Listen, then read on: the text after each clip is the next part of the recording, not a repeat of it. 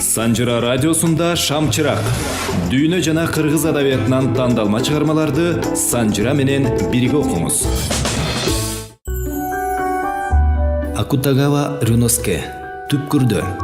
Которгон Назгүл Осмонова. Соттук төрөнүн сурагында отунчунун айтканы.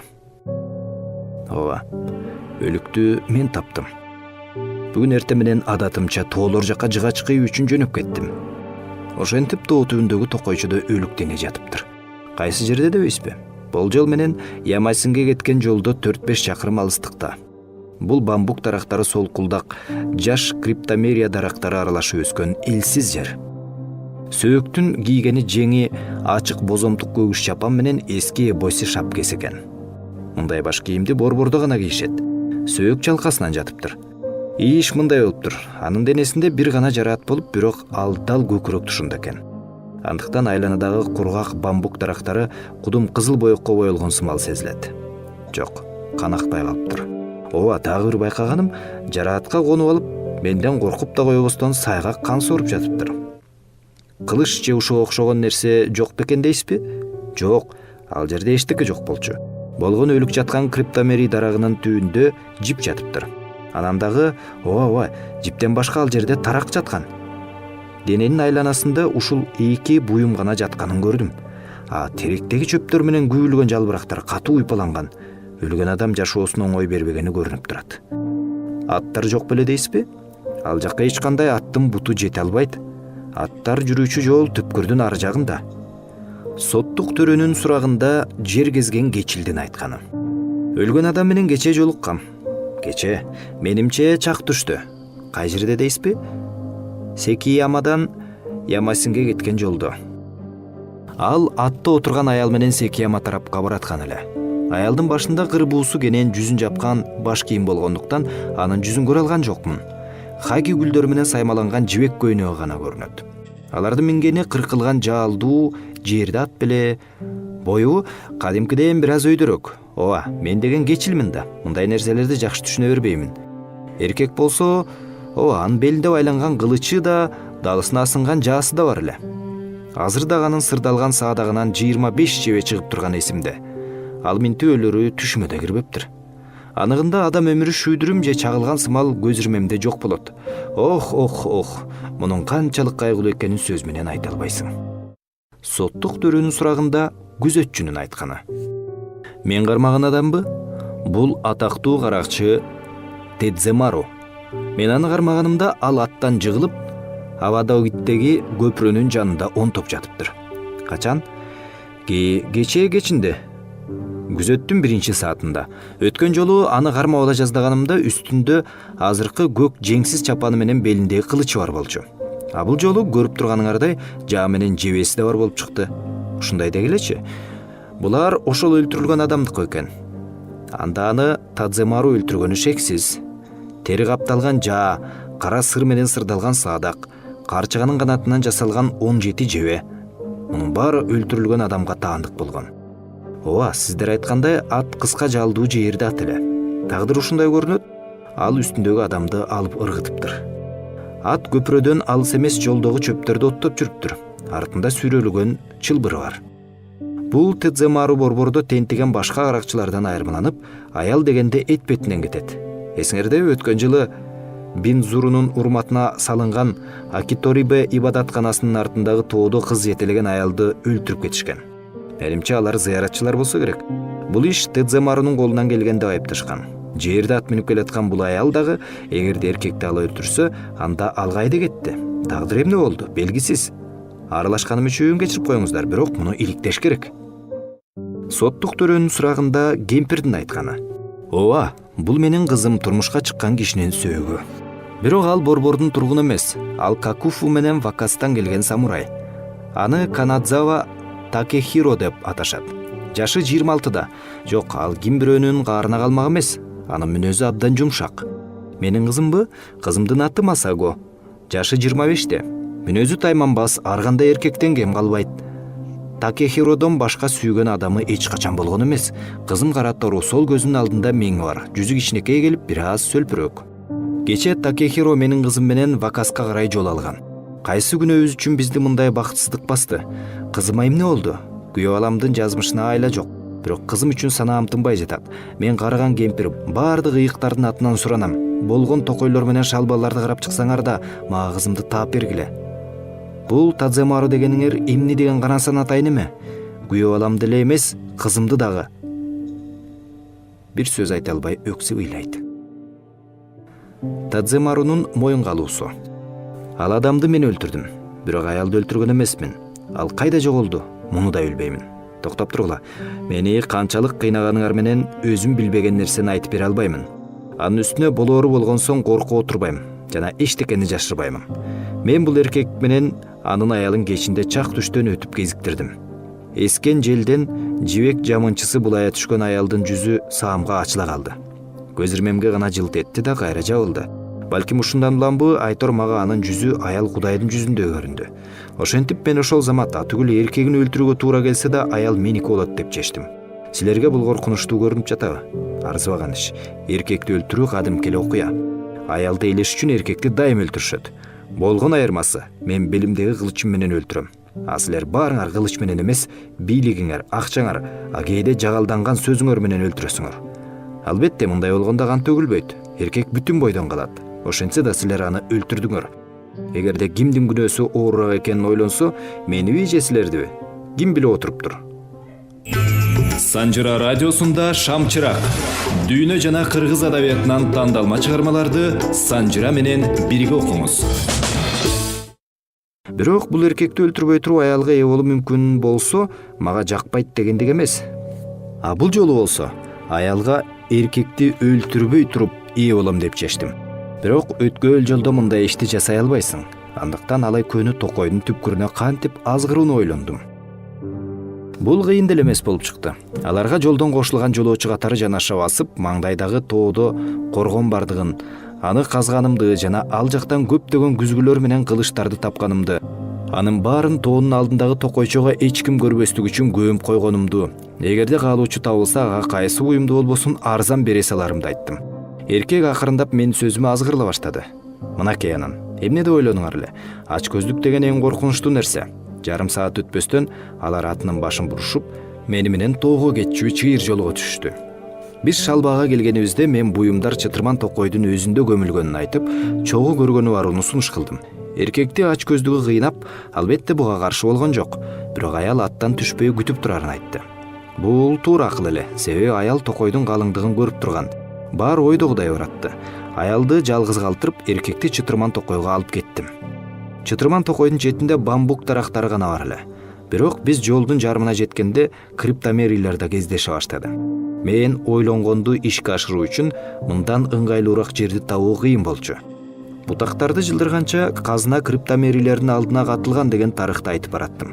Мени угуп бараткан эркек бул дарактардын ичке сөңгөктөрү көрүнүп турган жакка шашылып басып баратты. Бамбук дарактары улам азая берди.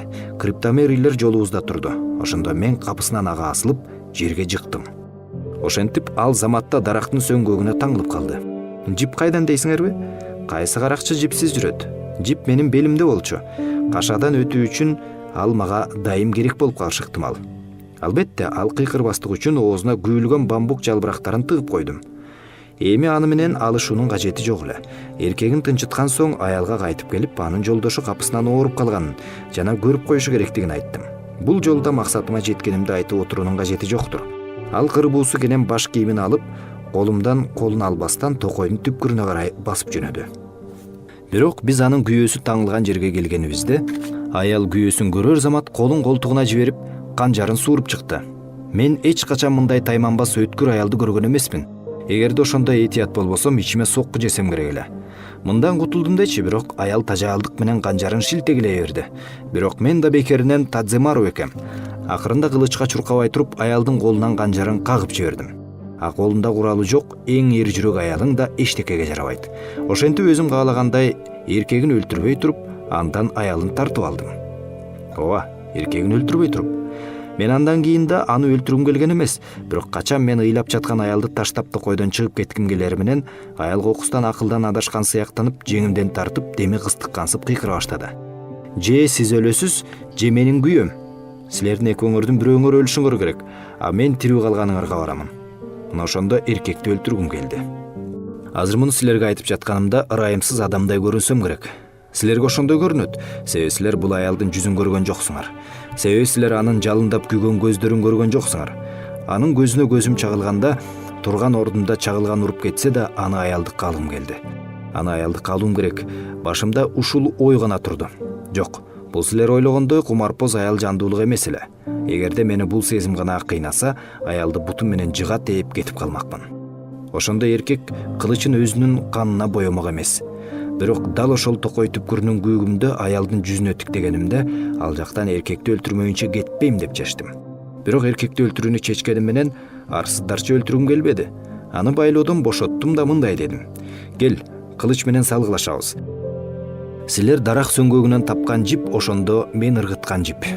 Өңү бузулган эркек оор кылычын сууруп алып, бир сөз айтпастан каарданып мага жүткүндү. Бул салгылашуу эмне менен аяктаганы айтпаса да түшүнүктүү. Кылычты 23-чү жолу шилтегенимде анын көкүрөгүн шылып өттү. 23-чү жолу шилтемде. Суранам, ушуну унутпагыла. Мен али киче таң кылам. Бүт дүйнө боюнча жалгыз ал гана мени менен кылычын кайчылаштырды. Ал жыгылып түшөр замат колумдагы кандуу кылычым менен аялга бурулдум. Бирок элестетсеңер, аялдын карааны да көрүнбөйт. Аны дарактардын арасынан издей баштадым. Бирок күйүлгөн бамбук жалбырактарынын арасында бир да из калбаптыр. Айланага кулак салсам, өлүм алдында жаткан эркектин кыргылданган үнү гана угулат. Балким биз салгылаша баштаганыбызда аял токойчодон суурулуп чыгып жардамга чакырганы кеттиби? Бул ой башыма келер менен маселе менин өмүрүм тууралуу болуп жатканын түшүндүм.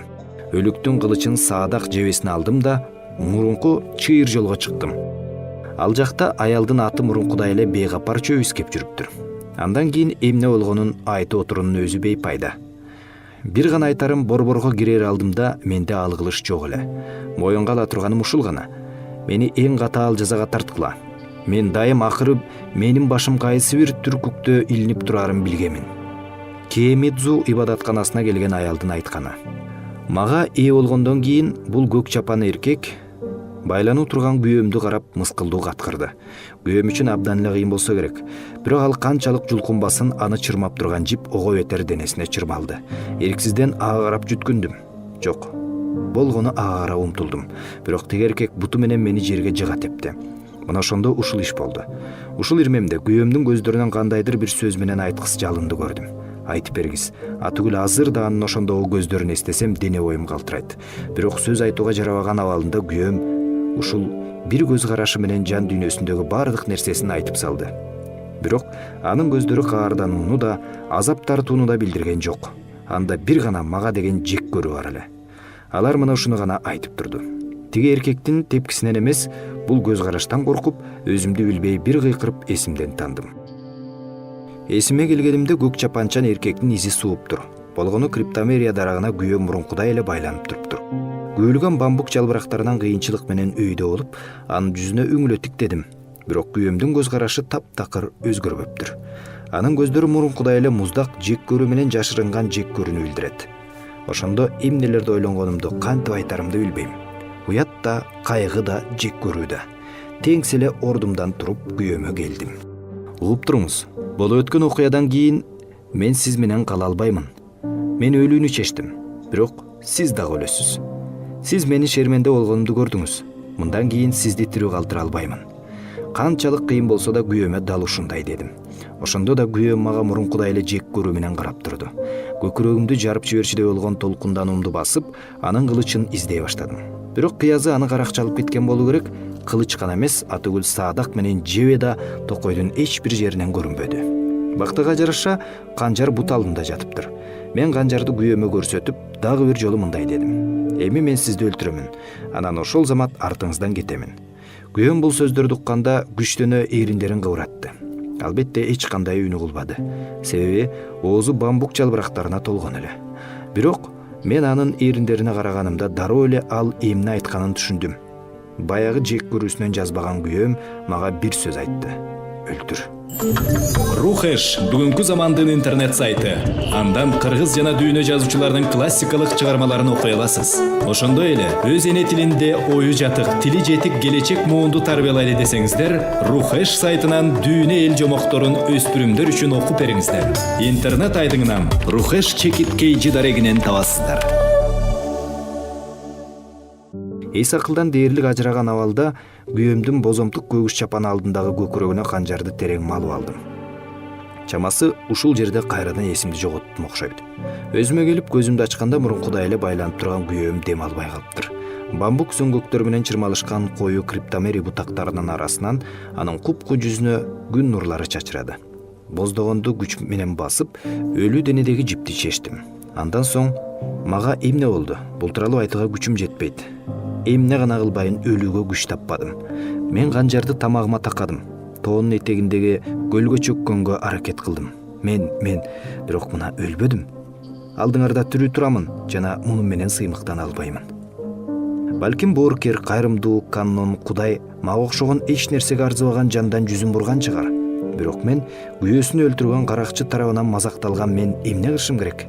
Мен өлгөн адамдын арбагы көз ачыктын оозу менен эмне деди? Аялыма ээ болгондон кийин каракчы анын жанында отуруп соорото баштады. Менин оозум албетте жабылуу эле. Өзүм дарак сөңгөгүнө байланганмын. Бирок ушул убакыт ичинде аялыма көзүм менен белги берип жаттым. Ага ишенбе, анын айткандарынын баары жалган. Ага мына ушуну айткым келди. Бирок жалбырактардын үстүндө кайгырып отурган аялым көзүн тизесинен албады. Чынын айтсам ал каракчынын сөзүн кунт коюу угуп атат деп ойлоого мүмкүн эле. Мен кызганычтан туйлап жаттым. А каракчы болсо чебер сүйлөп максатына жеткиси келди. Тазалыгыңды жоготуп, күйөөң менен жашашың кыйын. Күйөөң менен калгандан көрө ага каракчыга кеткениң жакшы эмеспи? Ал деген бул ээн баштыкты аны жактыртып калган үчүн жасады да. Каракчынын тайманбастыгы ушул сөздөрдү айтууга чейин жетти. Каракчыны угуп отурган аялым акыры жүзүн ойлуу көтөрдү. Эч качан аны мынчалык сулуу экенин көрбөгөмүн. Бирок жанында байланып турганымда менин сулуу аялым каракчыга эмне деп жооп кайтарды? Азыр мен бар менен жоктун ортосунда учуп жүрөм. Бирок анын жообун эстеген сайын кыжырым кайнайт. Аялым мындай деди. Анда мени каалаган жагыңызга алып кетиңиз. Бирок анын күнөөсү мында гана эмес болчу. Бул сөздүн айынан гана мен караңгыда каңгып жүрүп мынчалык кыйналмак эмесмин. Андан соң мына бул нерселер болуп өттү. Аялым кудут түш көргөн сымал токойчодон чыгып бараткан каракчыны колунан кармап ээрчип баратып, капысынан өлөрчө кубарып даракка байланган мени көрсөттү. Муну өлтүрүңүз. Бул тирүү болсо сиз менен боло албаймын, деген аялым акылынан ажырагандай бир нече ирет кыйкырды. Өлтүрүңүз. Бул сөздөр азыр дагы бороон сыяктуу мени түбү жок орго алып жөнөйт. Мындай жийиркеничтүү сөздөр качандыр бир адам баласынын оозунан чыкты беле? Мындай карансанатай сөздөр качандыр бир адамзат кулагына болгон беле?